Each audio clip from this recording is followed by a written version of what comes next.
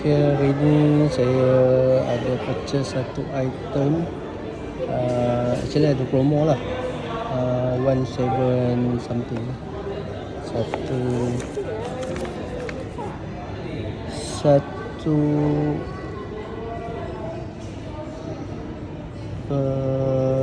17 something lah ni.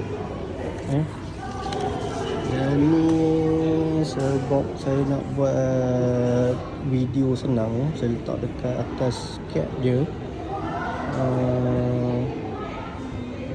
Andrew pernah beli benda ni, tapi Andrew dia cakap dia beli kat website. Saya hari tu dah survey dekat Mad Valley dan rasa macam okay, we try this untuk buat video lebih nampak professional sikit.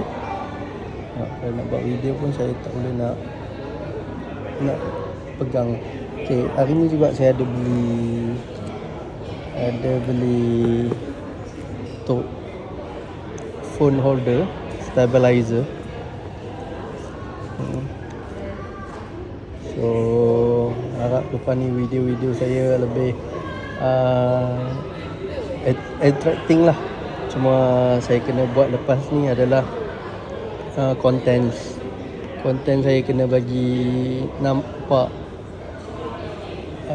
input yang berguna. Okay, so nantikan nanti video yang seterusnya mungkin saya akan pakai this item lah untuk saya bagi nampak saya punya video awesome.